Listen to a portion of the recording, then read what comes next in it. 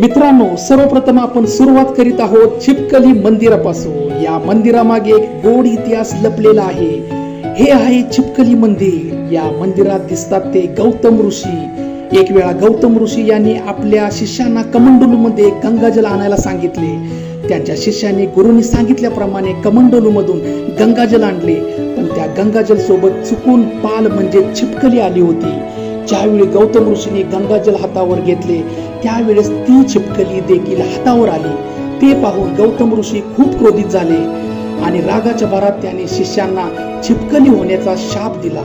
शिष्यांनी यावर माफी मागितल्यावर गुरूंनी त्यांना असा उशाप दिला की ज्या वेळेस कलियुगामध्ये तुम्ही पापाचा नाश करणार, त्यावेळेस तुम्ही या पापातून, श्रापातून मुक्त होणार। पाहू शकतो की भिंतीवरती चिपकली बनलेल्या शिष्यांना जर स्पर्श केला तर आपल्या पापांचा नाश होतो, आपली पापे धुवून जातात।